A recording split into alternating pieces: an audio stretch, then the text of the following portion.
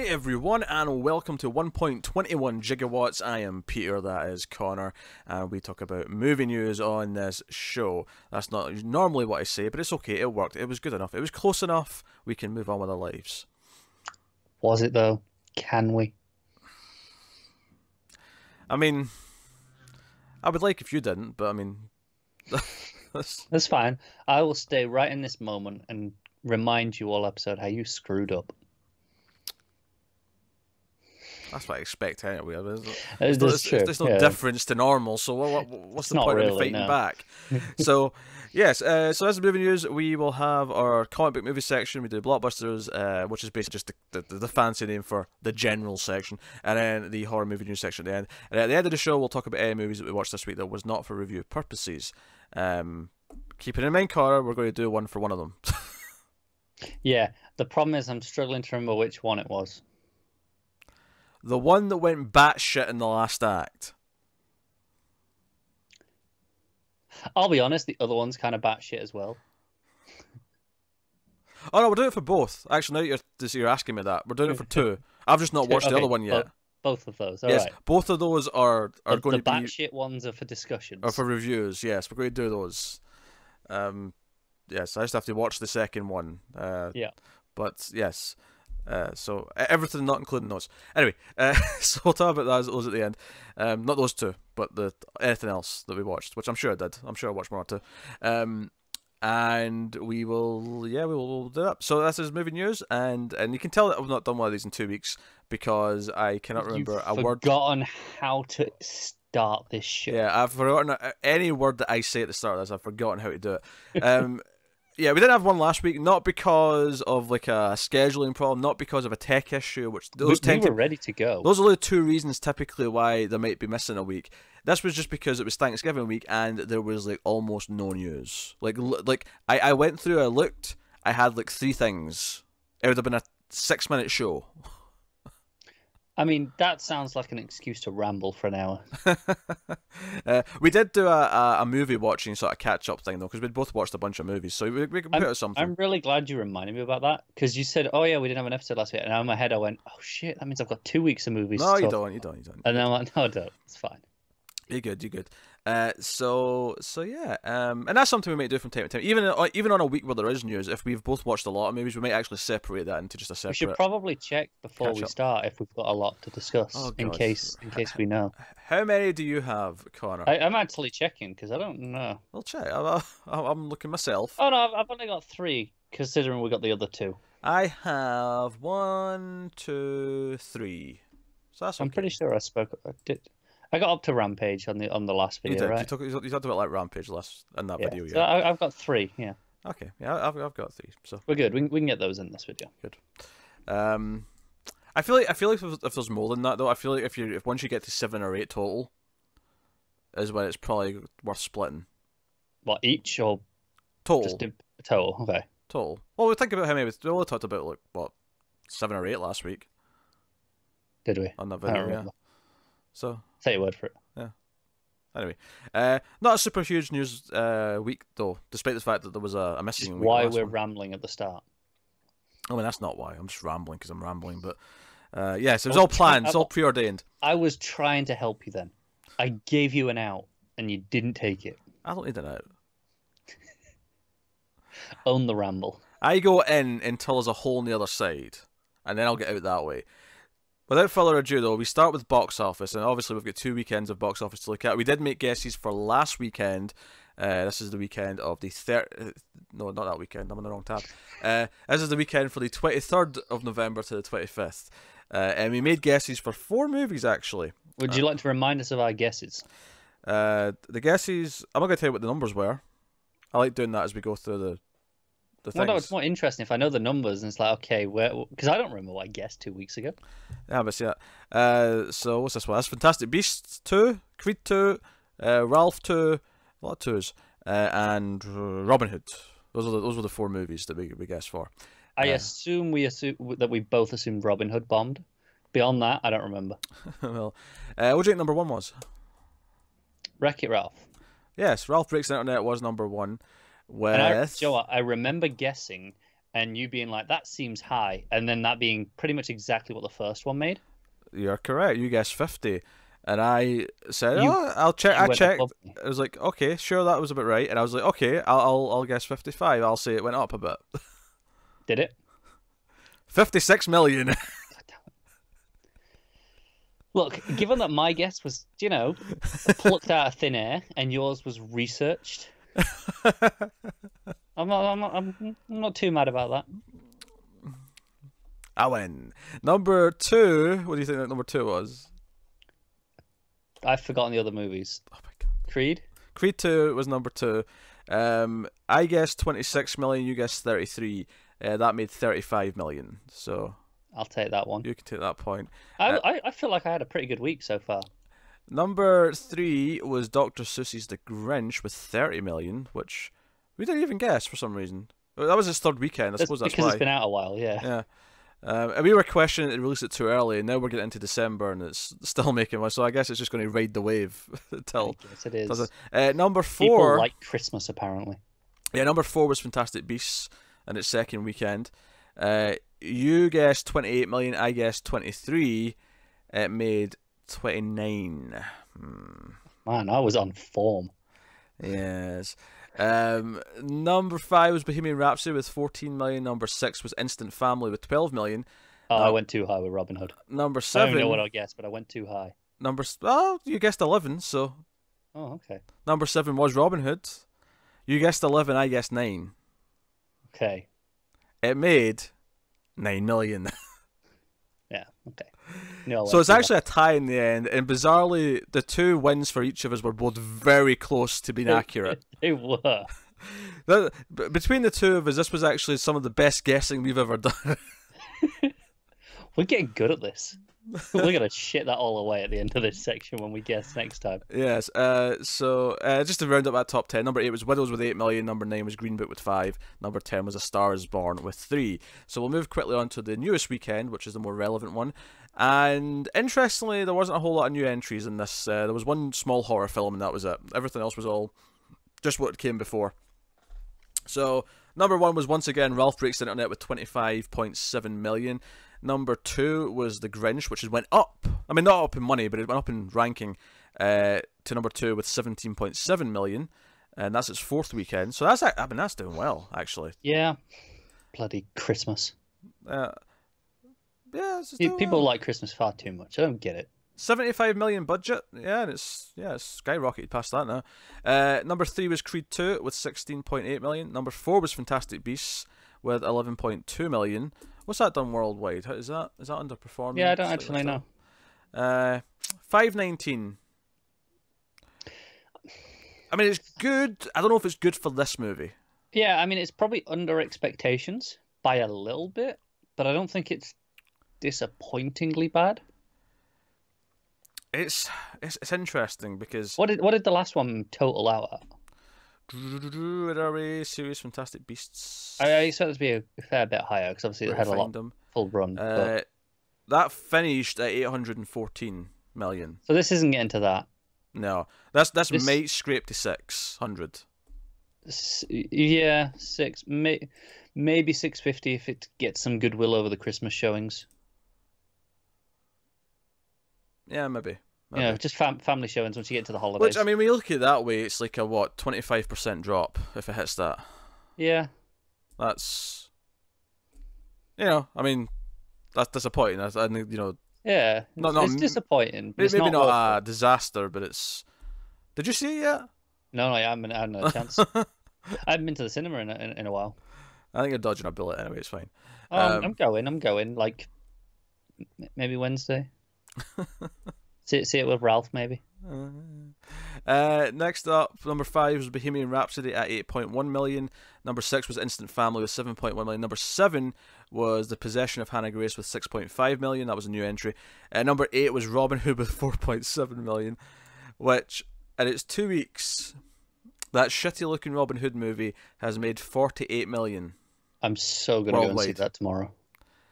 And that wait, you're not going to see Ralph and no, because I have to see them with the girlfriend. Okay. I can't go and see them on my own. She'll stab me.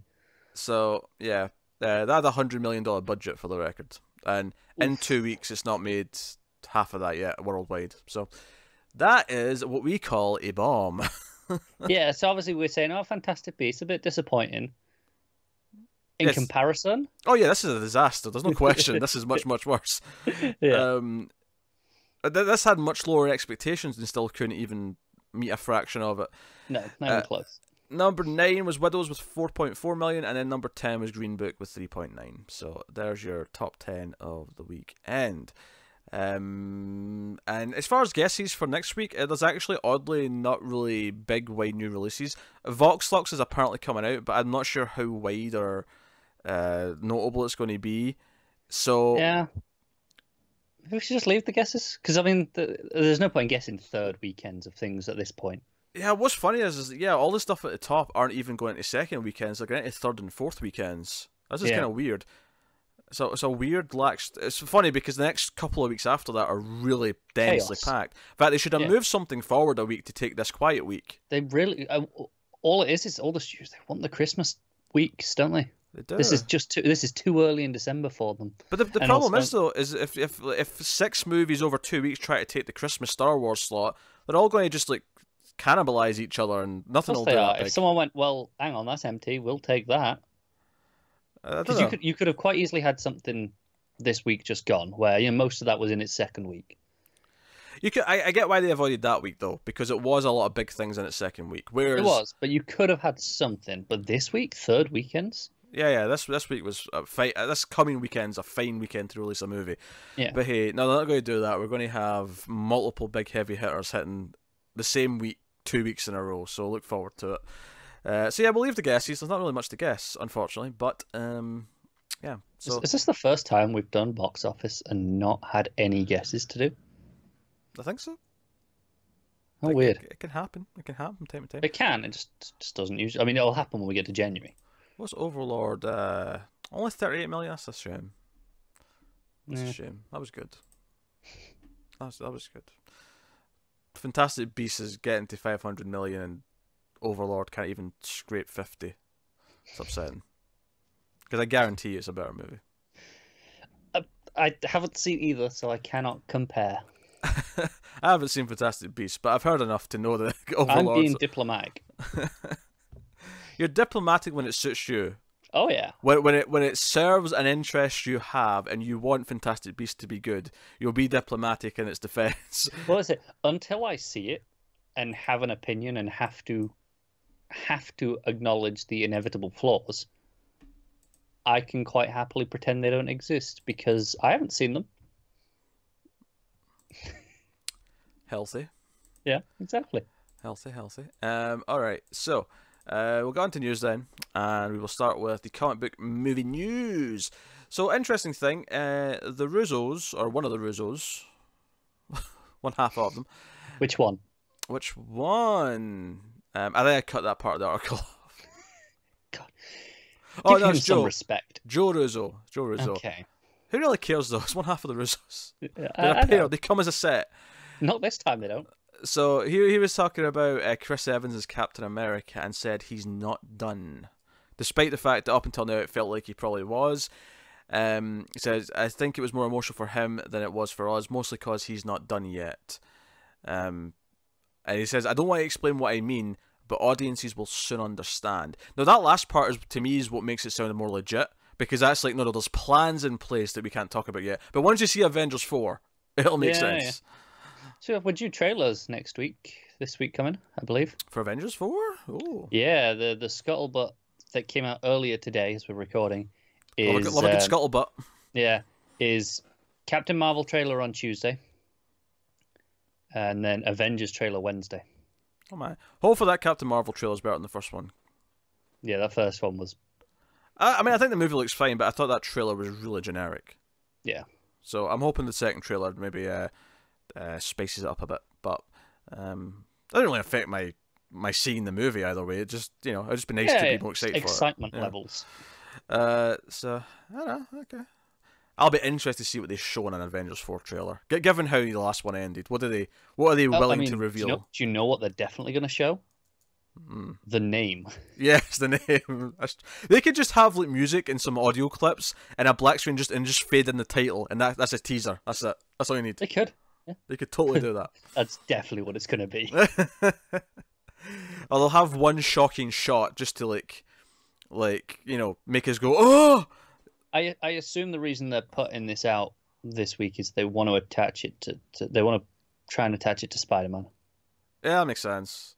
And a lot of theaters will just put it with Aquaman just because it makes sense. Yeah. So it makes sense. Which, by the way, Spider-Man's getting so good reviews. It's at like 100% with 80 reviews with like a 9.0 rating, average rating on Rotten Tomatoes. This is like kind of crazy. This is one of the best. I thought it looked fantastic from the first trailer, but this is one of the best reviewed movies like ever. I'm gonna get the live up to date. I want to know what the percentage is, how many reviews there are, and what the average rating is. And the average rating one I don't usually pay attention to, but whenever I do notice it, even the good movies tend to be in the 7 something. Maybe it's just scraping an 8. Yeah, right. So as of right now, 100%, 53 reviews counted, and it's on a 9. That's insanity. It'll inevitably have one negative review at some point just to ruin it. Oh, there's always the one dick. Yeah. But man, okay, looking forward to that. So, speaking of Spider-Man, though, that was a great segue. It was. Sony is working on 2 other animated Spider-Man movies. In anticipation for the release of this one, they have already greenlit the sequel, which will continue the Miles Morales story. Joaquim dos Santos will direct. I assume he's the director of the first one. It doesn't say here, but I assume that's what they're pointing that out because it's the same director, which is good. I don't think so. No, I'm on the Rotten Tomatoes page here, and it's got 3 directors listed. Okay. And that name is not one of them. Oh, fair enough. Interesting to point that out then. Unless this article is worded really badly and it means he's working on the other thing, but I don't think so. I think that's the sequel he's working on. Anyway, okay. So they're already moving the wheels on that. But the other thing is they're doing a spin-off of it as well, another animated film.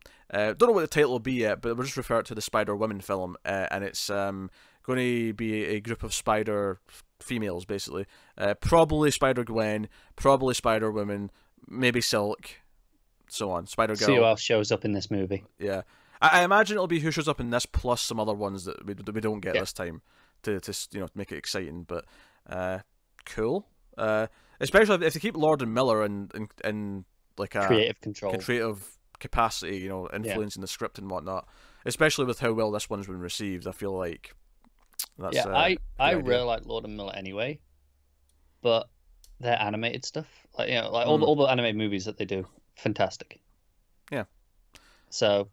Yeah, let's just keep them doing that forever. I am like okay with this news. The only downside to all of this is that Sony having Spider-Man successes means that they're unlikely to just say, "Hey Marvel, we'll sell you Spider-Man." It's crazy to me that they could get more success out of an animated Spider-Man universe than the live action one. I know it's weird.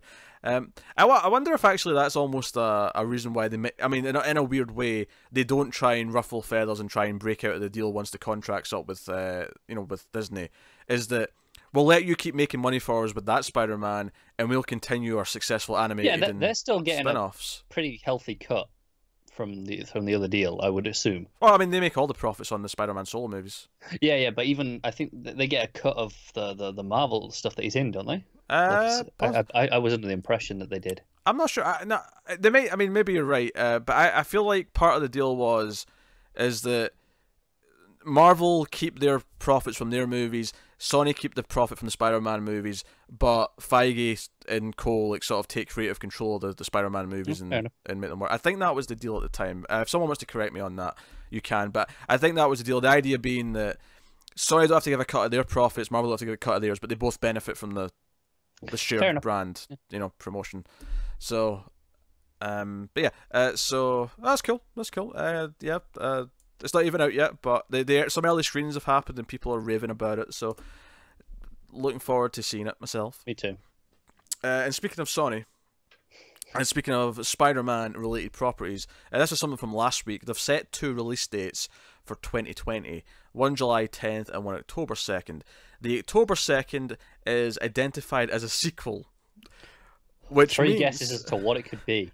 Well, what Spider-Man related spin-offs have had a first movie that could have a sequel in 2 years? There's only one that springs to mind. So much to choose from. So I can't believe Venom did as well as it did. I'm shocked. I'm absolutely shocked. I can't wait till you watch it. Yes, you're kind of hinting at what one of the reviews we're going to be doing soon. But I want to make sure it happens as well. Expect Venom 2 Electric Boogaloo, which they should totally call it that in this case. Might as well. For 2020. They've seemingly understood what people liked about the first one, as to why it made money, because obviously home release, and they part of the trailer for.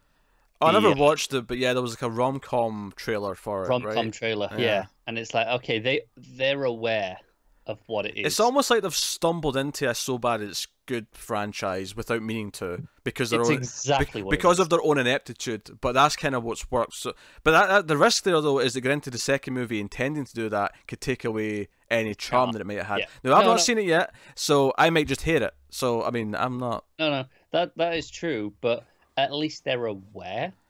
Because everything Tommy Wiseau has done since The Room has not worked, because he knows that how people are taking it. No, it's true.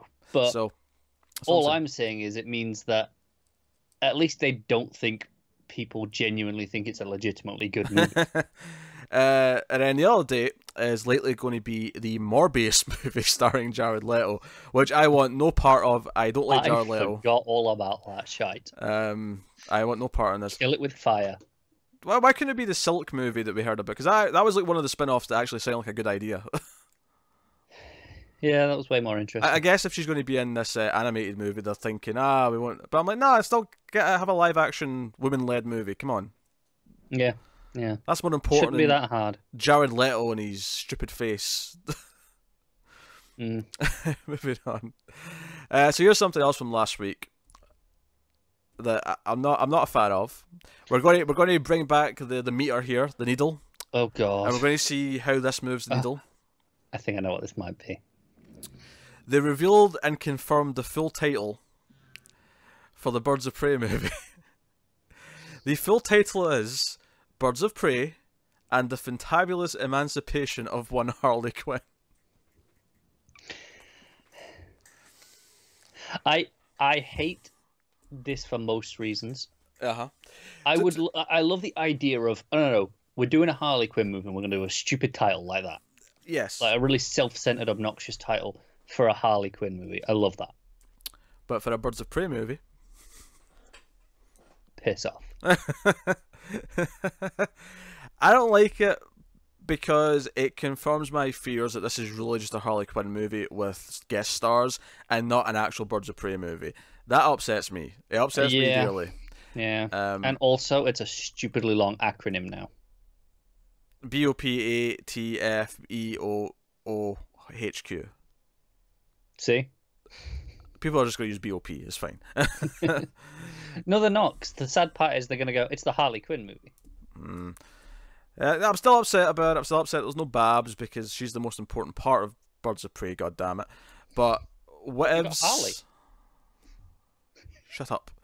So I think before when we spoke about this, we were at like a 6 or a 6.5 based on some news. I think the stunt coordinator is good. I've heard actually the set designer who signed up this week. I just saw on Twitter. Where were they from? It was like a set designer from like a sci-fi movie or something. And I was like, oh, okay. And it was someone who talked a lot about the character of a set dressing, and I thought, oh, okay, I'm alright with this. Sure. But man, this title moves the needle back. This tanks it to like a 4. See, no, I don't go all that way down. Goes from like a 6.5 to like a 5.5. It's still got enough other elements. And I don't hate Harley Quinn enough to make, because I don't want Harley Quinn to be this movie, but I still like Harley Quinn. See, no, here's the thing. It's not that I'm discounting all the positive things that it's got going for it. The needle here is not meant to be a seriously thought out thing. This is simply a gauge of how each thing individually makes me feel. And this makes me skyrocket in the other direction. So, this is a 4. Fair enough. Until good news comes out and wins me back. This is a 4, which is below the baseline. 5 is the baseline for anyone who's not been here for. We're doing the needle shite.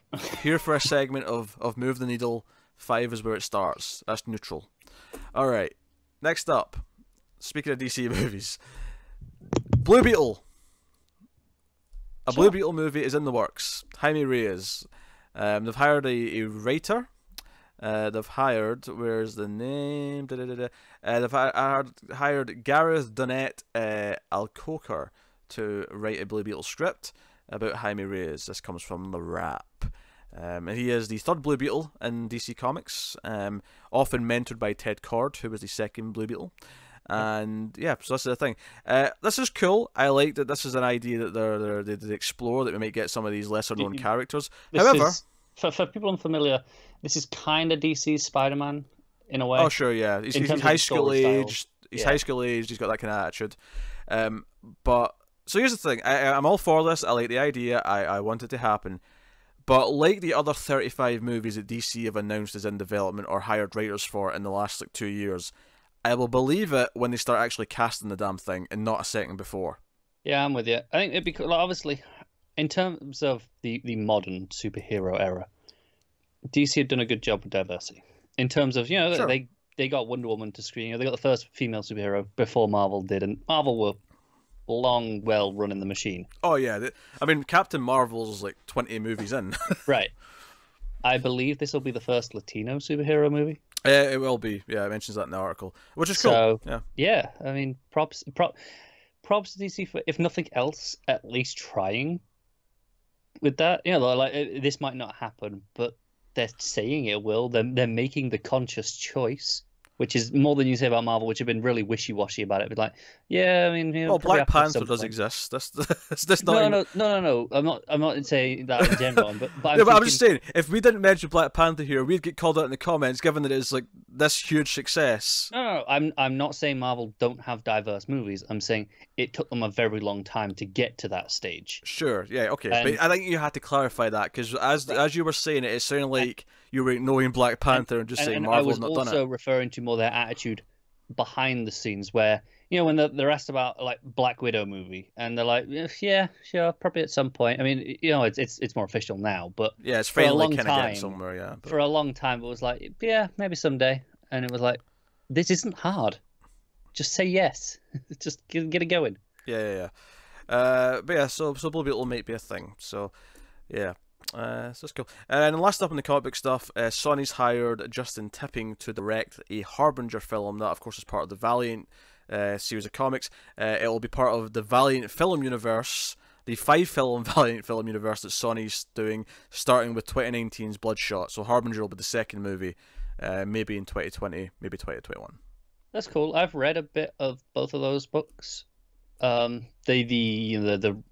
line-wide reboot that Valiant did maybe 5-6 years ago now. I don't know exactly. And notably, there was like a crossover between those books pretty early on called Harbinger Wars. So I can see them setting up themselves and then actually moving into that. That could be kind of cool. Yeah, I don't know if they've specified exactly what the first 5 movies are, but it wouldn't surprise me if it's 4 movies then Harbinger Wars. Yeah. If that's the plan for the first phase, if that's what they're going with. I want to see Exo Manowar. I'm sure that'll be one of them. I hope so. Mainly because it's one of the names that I always see whenever Valiant comes up. That was their flagship in the relaunch. Is Ninjak one of the... Yeah. Ninjak. Archer and Armstrong's one. Yeah, Quantum and Woody. Yeah. Faith. I feel like Ninjak and Quantum and Woody have the good titles, so they're more likely based on that. Yeah, potentially. You can sell Ninjak to a crowd. I think we already spoke about a Quantum and Woody one at some point, didn't we? Oh, I'm sure we spoke about it when they were setting up all these movies. Fair enough. But I don't know if what the plan is for the first 5. We know the first 2 now though, so. Oh, it's cool. There you go. Blockbuster movie news is the next section, and we have a weird variety of things here. First up, Tom Hanks is reportedly in early talks to play the puppeteer of Pinocchio, Geppetto, in Disney's live-action Pinocchio. Of course, Disney are doing a live-action version of a thing they did an animated one of a long time ago. What's your up? At least this is a longer time ago than some of the other ones. I still maintain that they're going to do live-action Toy Story in about 20 years. I agreed. Yes, it'll be creepy as hell.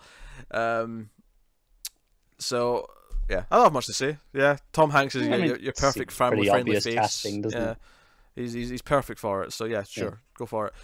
Next up, Viola Davis and Julius Tennant's Juvie Productions announced a few days ago that they're going to have a first look deal with Amazon Studios, and the first project has now come out of that. It's called The Fighting of Shirley Chisholm, which Davis will produce and star in, as the US representative who was both the first woman and the first person of color to seek a major American political party's nomination for president. So historical biopic of an important figure. Yeah, I mean, makes sense. Viola Davis is very good, and I can see the nominations already. I can, yeah. I often think it's hard to talk about historical biopics because ultimately it's a case of just go read the Wikipedia page. Yeah, pretty much that. And also it's like, well, it's not we're going to theorize like what it's going to, unless there's like sometimes you'll get a person who's like, okay, maybe they'll do it in this inventive way because their story maybe lends itself to a weird interpretation or something, but yeah, it's like the Elton John one that's coming up, right? Yeah, that's a bit weirder because it's Elton John. Like it's doing something with it, which automatically sets it apart from the standard. Yeah. Which is not to say that the standard is bad. It's just harder to be exciting to talk about. Yeah, it's a standard, right? Yeah, but hey, so that's happening with Amazon Studios. Next up, Sylvester Stallone basically confirmed that he will no longer be doing any more Rocky movies. Creed 2 rather, is his farewell to the franchise. Didn't he say probably? I mean, he said this about Rambo in the past, and we're getting Rambo 5 with a cowboy hat. So, I mean, I don't know. I'm still disappointed though, because at one point Rambo 5 was going to be called Rambo Last Blood, which was perfect. Because the first movie's called First Blood. Yeah. Perfect. And now it's I don't know if it's an official title now, but I don't think it's that anymore, and I'm upset. So I hope they go with it, but Rambo 4 rather was great. Rocky 4 is also great, but in a very different way. Honestly, Rocky 5 is the only one that's worth maybe skipping. I'm good. Rocky 5 sucks, but so yeah, I had an Instagram post that was farewell. The franchise is 42 years old, for the record. It's a long time for that franchise. Yeah, it's amazing that Rocky has a 8 movie franchise now. Like that's 8 movies. That's like up to your Friday the 13th levels. Yeah, it's getting on. 6 Rockies and 2 Creeds, and there'll probably be more Creeds. They'll probably they can do Creed without them. So yeah, I will be shocked if there's not more Creeds. We'll get a Creed 3 at least. Maybe make it a trilogy, and they might stop there. I feel like Michael B. Jordan wouldn't want to do like tons of them. It was like, no, he's got other stuff to do, right? Yeah. But they'll find something else to do after. Where could they go next? Maybe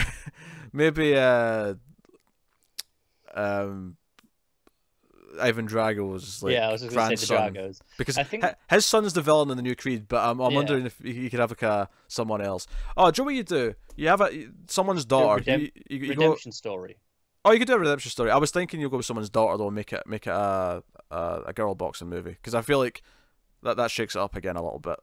Yeah, well, that makes sense. Yeah, and be better than $1 Million Baby. I ultimately don't really care either way, because I've not seen a single movie in the franchise. It's a surprisingly solid franchise. I don't dispute that. It just doesn't interest me.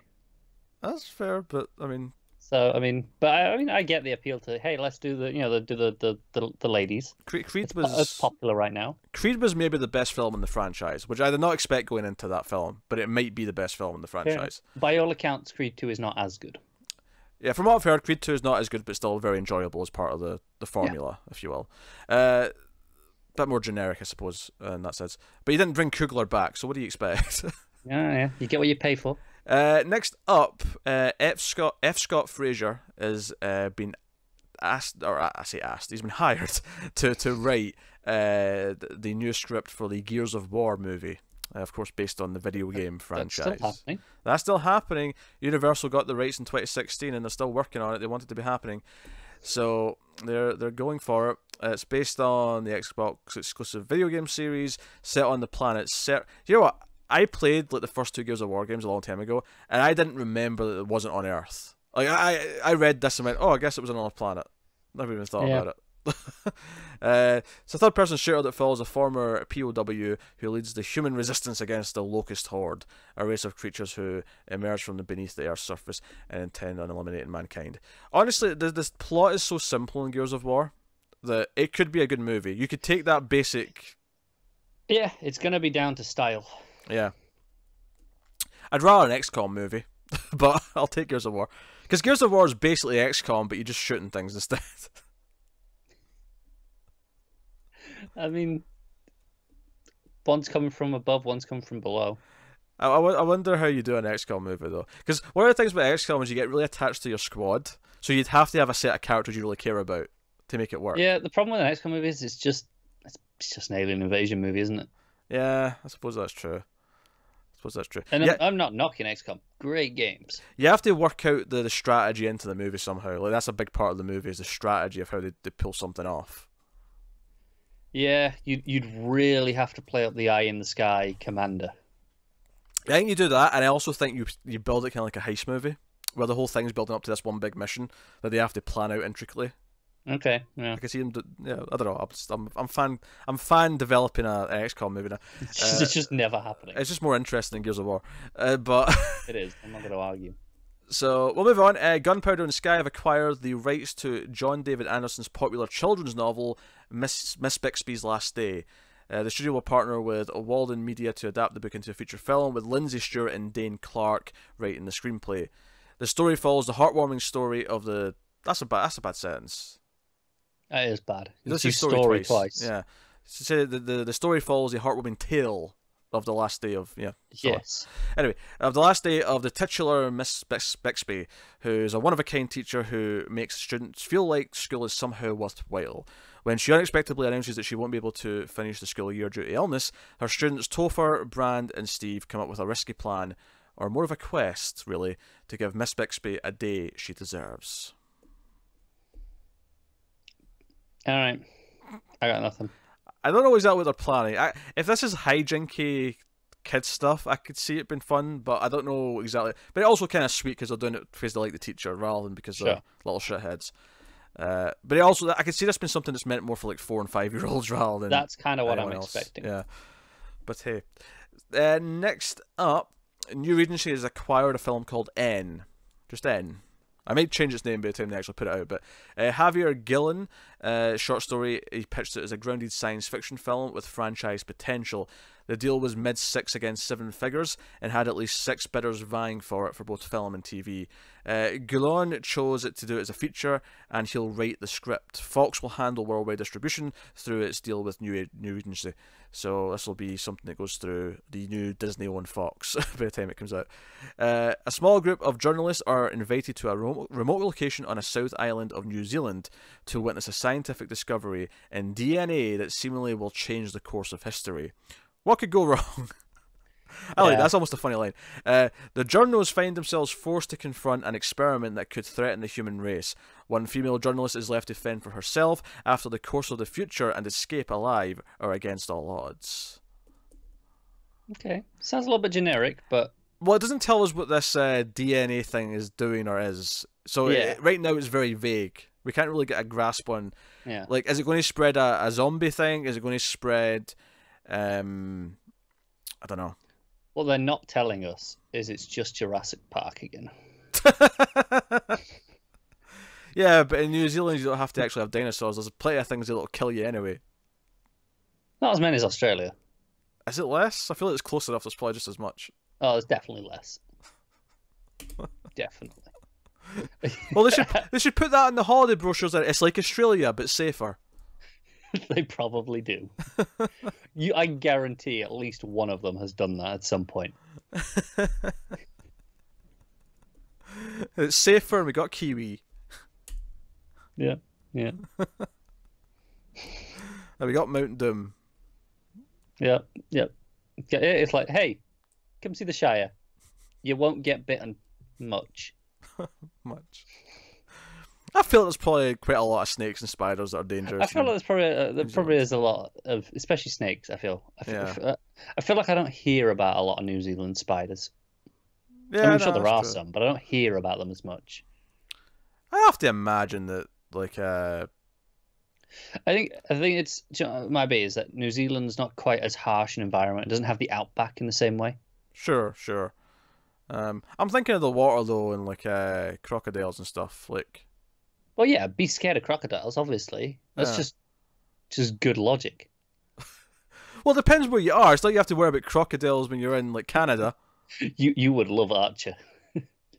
There is a whole thing in that show about crocodiles. If you're in Florida, you worry about alligators. I mean, that's just something you do. But yeah. What's the point of even separating it? They're basically the same thing. They are the same. Yeah. I mean, I think technically the thing in Archer is about alligators, but whatever. They're the same. Yeah, it's like a turtle and a tortoise. Whatever. Yeah, who cares? Basically the same thing. I'm being facetious. Don't take me seriously. Look, they're slow and they got shells. Good enough for me.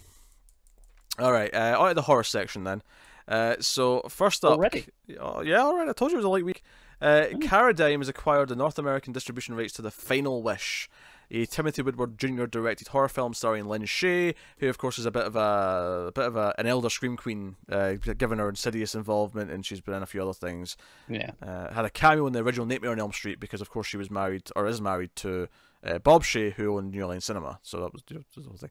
Anyway, so it's co-written by Final Destination franchise creator Jeffrey Reddick. An early 2019 release is planned. The film, which premiered earlier this year at the Los Angeles Screamfest Horror Film Festival, follows a young man struggling in his life and career, personal and professional life, who returns home to a devastated mother, played by Shay, following the passing of his father, an antiques collector. Once home, he encounters a run of good luck, but can't shake the feeling that there's something sinister at work, and that these events may be tied to a mysterious antiquity. Legend has it, grants a wish that kills and steals souls in return. This sounds terrible. I can see the horrible supernatural movie that this is going to be. Yeah, I don't want to watch this, and I don't have to, but you do. It's not as bad as one of the movies I watched today for streams, I'll tell you that. It's probably not, no. Next up, John Gallagher Jr. is boarding Amblin Pictures and the picture company's Larry. That's right, the movie's called Larry. He joins Gillian Jacobs and Azzy Robertson, who have already been set in the film, which follows a young boy and his family who become the target of a monster who materializes through electronic devices. Is the monster called Larry? I don't know, but it's Electro-Poltergeist. I really hope the monster's called Larry. Yeah. Yeah. John Gallagher Jr., he was in 10 Cloverfield Lane. He's actually in a movie I watched this week, which I'll talk about later, funnily enough. But okay. Next up, Blumhouse has set a release date for Fantasy Island, which is firmly in the horror section now because they confirmed it's horror tinged. They confirmed it. We weren't sure last time. Yeah. This is going to come out February 28th, 2020. And it's a forthcoming adaptation of the ABC long-running series from the 80s. It's horror-tinged. And this is Deadline speaking. Our sources tell us that the adaptation is similar to the show, except that someone is killing the guests off on the island. I mean, suddenly it's more interesting. Yeah, I'm down. That's a good spin on it. Yeah. Yeah. All right. That'd be a good adaptation of Teletubbies. Do Teletubbies, but someone's killing off the Teletubbies.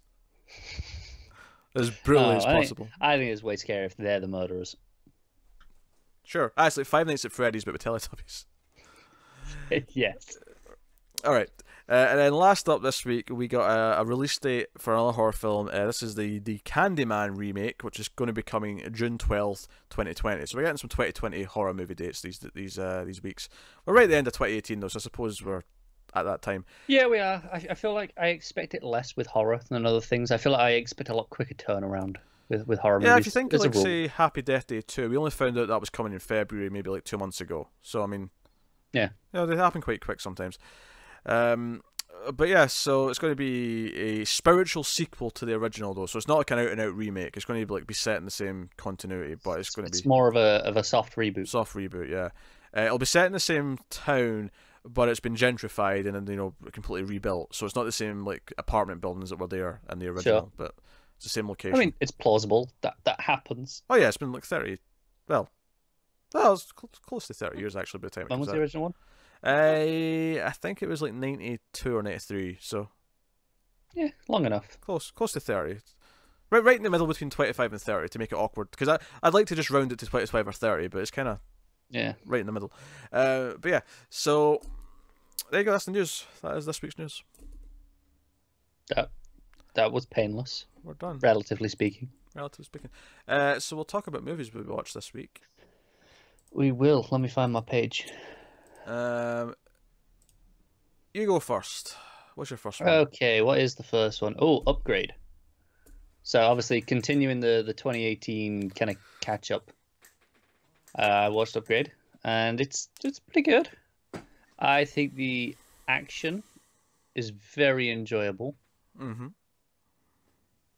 I think it's a bit generic, and the ending is really generic for most of it, and it lost me a lot of the stuff in just out in the world building and just setting the story. A lot of it kind of just felt kind of dull. It was just, and then it perked up when stuff started happening. So it was enjoyable enough, but ultimately a little bit disappointing for me. Great score though. Great score. I liked it a bit more than you. I think the villain was pretty bad. Or the villains in general were pretty bad. I should say there's more than one. And an obvious twist or two. But I thought the performance, the music, and the action and how it was shot, because the premise of the movie is that he's got like a chip in his head that can take control. It's an AI that takes control of his body. So it has this weird, unique effect. One, in how it's shot, because it's got the chest cam kind of effect, except that it's like wide shots of him walking around. So it has this really surreal quality to his movement. But the other thing I love about it is the idea that I said this actually when I reviewed it back in like September, I think I want to say. But action movies often have this like side bystander character, right? Where you have, like in Die Hard, you'll have the regular dude who's watching John McClane do his thing. And Die Hard 3, like with Sam Jackson, or like Under Siege 1 and 2 both have this character specifically, but it's like someone who's there to like be like a conduit for the audience, to like be in shock and awe of the main character who's such a badass.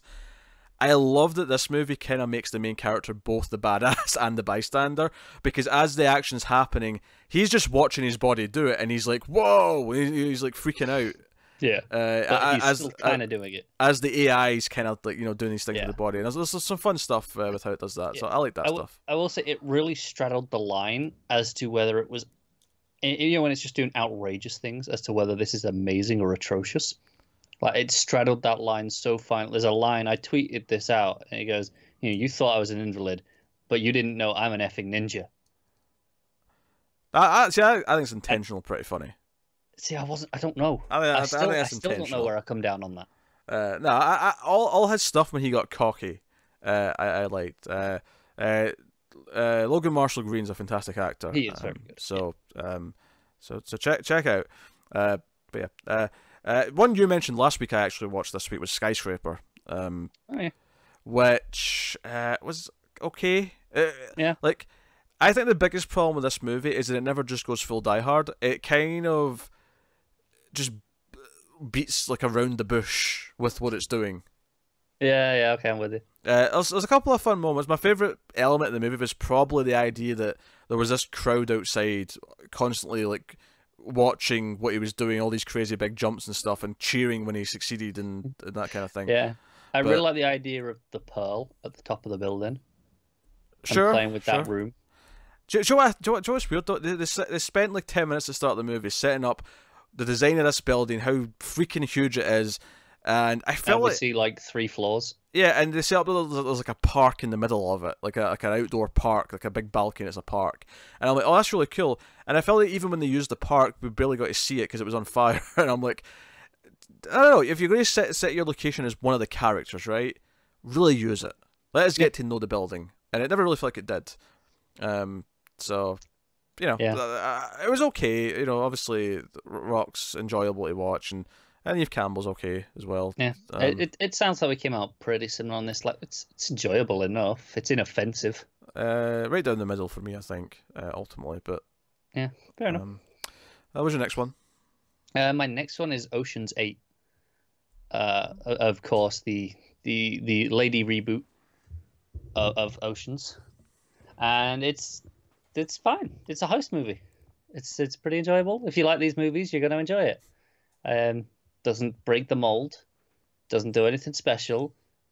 Characters are all likable enough. Lots of banter back and forth. You know, the quick pace cut in that you get in the Oceans movies.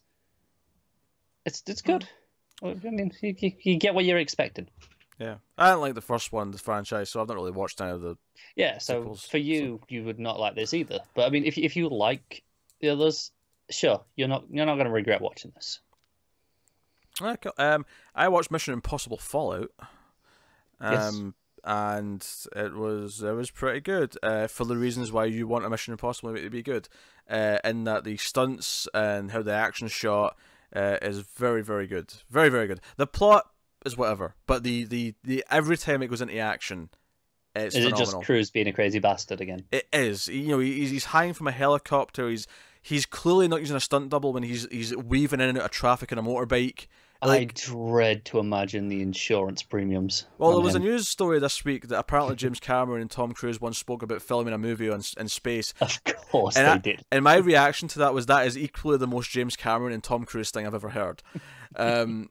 So, you know, yeah.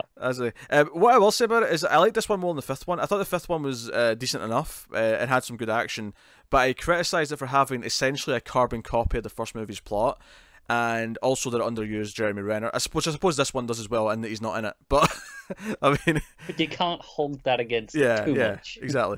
I'm still upset that Paula Patton never came back after, because 4's my favorite. I think 4's the best one. 4's Ghost Protocol, I think, is a fantastic action movie. But this captures some of the magic of how good and outrageous the stunts looked. One of the sequences in the middle, and then all the stuff at the end with the helicopters is all in IMAX, so it looked gorgeous. Like, you know, it looked like the snowy mountains, and like him hanging from the helicopter. It looked great. It was cutting back and forth with regular scenes, which was a little bit jarring with the ratios. Ratio. Yeah. Interestingly, it didn't go full 1:78. It went to about. It was like slightly wider than 1:85. The black bars were slightly thicker than a 1:85 movie, but nowhere near as big as, say, a Netflix 2.0 to 1 movie. So. I'm not sure. I mean, I wonder if that was just like a creative choice. Like, oh, this is just the best one for the home viewing. We'll just pick that one. Could be. But yeah, so that was good. It's funny because Rebecca Ferguson came back for this one. She's like this kind of like third party kind of character, right? And she shows up and she wants revenge on the villain. And Tom Cruise is having nightmares about the villain at the start of the movie, going after his wife, a wife that he's left behind because his job made it too dangerous to be around her. Sure. So he's kind of left her behind, and that's the thing. That was, they were married in the third movie, and she almost got killed like multiple times because I never got that far of the franchise. But so here's the thing, right? So they kept mentioning all this backstory of the villain and how she wants revenge, and I was thinking to myself, man, they've retconned a lot of story like between movies to like set up the plot of this one. And then I went, wait a minute. Can I remember who the villain was in the last one? I'm going to check this actor, see if he was in the last one. And it turns out he was. So it's not a criticism of this movie. It's a criticism that the plot was so forgettable in 5 that I didn't remember this guy was the villain. So they actually had the same villain in 5 and 6. Which is fine. Which is fine. They're going to set him up as the big bad. Was he more interesting in this one? It was okay. I mean, he served the plot well. He served his purpose fine in this. Okay. I think the one weird thing I'll say about his inclusion is that it feels so personal between him and Ethan, Tom Cruise's character, that it's kind of weird that by the third act, it kind of gets overtaken. Like, he kind of becomes, it's more about him and Ferguson's character, and Tom Cruise is dealing with the other big villain who's in the movie. I will say there is a twist about 2/3 in that is the most predictable twist like ever. Like, oh, they're a villain? I am shocked. But other than that, it was really enjoyable though. The action's fantastic. This might be my second or third favourite in the franchise. Fair enough. Action can't be complained against. It's phenomenal action stuff. It's stunt work. It's practical. Obviously, aided with CG here or there, but it's good practical stunt. Tom Cruise insists on doing all the shit he can. But it's well shot as well as the other thing. It looks good, like when they're doing it. So, fair enough. I can't fault it as an action movie. So, there you go. Mission Impossible Fallout, pretty good. So, what's your next one? Yeah, my last one is The Predator. Oh, here we go. I hate it. I think it's atrocious. I didn't hate it as much as I was more. I had enough fun to scrape a 6 out of it. That's where my stance was on it. But... I'm at like a 3. Yeah, people agree. People who commented on our review back in September. Oh, they're on my side. Yes. Okay, good. So I won't get just loads of hate for this. No. Many agree with you that this is a mess, and I agree it's a mess. I just had enough fun with some parts of it to. It's Do you know what? I can forgive it being a mess if I'm having fun. I can. But every character is awful and annoys the hell out of me. Like, I hate all... There's not a single character I like in this movie. I mean, maybe Yvonne Strahovski, I mean, she's fine, but she barely does anything. She's in, like, 3 scenes, so whatever. I don't know. This movie gave me a little kid wearing a predator mask who accidentally kills a kid. So you know what? I'm yeah. I mean, you're right. Minor spoilers. Minor spoilers. This movie set off on a wrong foot with the kid, and it got worse. Oh, the kid's a bad element because they treat autism in a really weird, dated way that doesn't work in a modern movie. Like it was weird when it was the plot inclusion. Like that was just almost offensively bad. And obviously awful, but even at the start of the movie, like so, you know, some kids are picking on him in school. I believe that happens, and then fire alarm goes off. So the kid's like, "Well, I guess we'll go outside. You know, line up for the fire alarm like you do in school." Why are the teachers not going, "Hey, that kid's there. He's got autism. Maybe we should, you know, pay attention to this." Like, the teachers are aware of this, and, you know, because he has a problem with loud noises, right? I feel like this was a huge thing to just go, no, we'll just leave the kid inside during a fire alarm.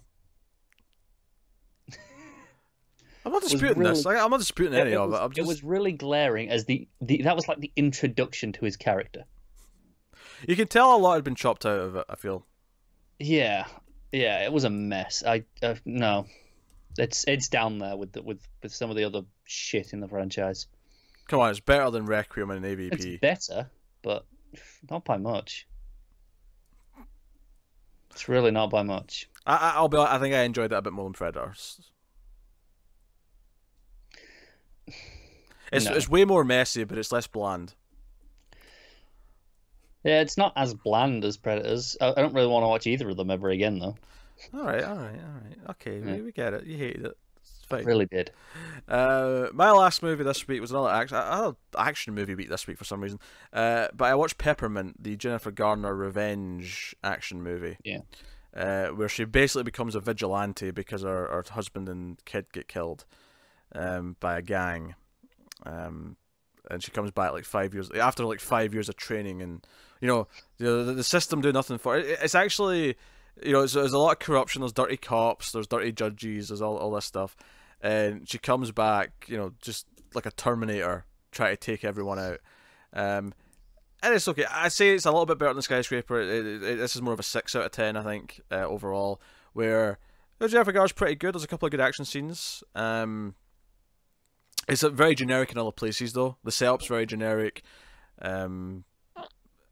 It feels like it wants to be a fun movie, but sometimes tries to be really serious as well. And I think it would have really served it well to just pick a side and stick to that one side. And it's not so much that one was definitely the right way to go. But they just clashed too much. Yeah, they should have picked maybe what side they were going down. Because I'll say the final moment definitely was leaning towards the fun stuff, but it was like it felt almost jarring given that how gritty they were trying to make some other parts of it. But you know, yeah, it's not super memorable. I don't think I'll remember much about it in a year's time, but But you've watched it. You can tick it off the list. Yeah, if it shows up on your Netflix or whatever, you wanted something to put on as an easy watch. Yeah, put it on. Yeah, it's fine. It's fine. So that's what we've been watching this week. Outside of movies, we will review properly in lengthy discussions. 2 of which are coming. We will. So thank you very much for. Cat, stop knocking things around, you little ginger menace. So yeah, let us know what you thought of any of the news items this week in the show. Like and subscribe, all that stuff. If you want to support the channel and the show and everything we do here, head over to patreon.com/MailFuzzTV, and you can do that over there for as little as $1 per month. You get bonus shows, you get early stuff, all that voting rights on some of the movie review shows. The extra episode. Yes, 121 extra, which is every other month. It was it 121? Yeah, it was a 121 this month. Yeah. So. For $1, you get access to the back catalogue of all the extras, both 121 and Almost Cancelled. And if you listen to this on the audio feeds, worth mentioning, we have other audio feeds. Obviously, if you listen to this is the Mail Fuzz Movies and TV News feed. But there's a Mail Fuzz Movies feed with all the movie review discussion shows, which includes Gigawatts, Influx, and Screams After Midnight. No, that doesn't. Screams After Midnight is separate. 121 Overload's the third one in that one. But there's also Screams After Midnight, where me and Tim talk about horror movies every week. So have a look at those. But that is us. If you want a handy list of everything, go to the Patreon again, because there's a nice list of links of all the different shows we do at the top of the page. So thank you very much once again for watching or listening. We always appreciate it. Keep watching movies, guys, and we'll see you next time.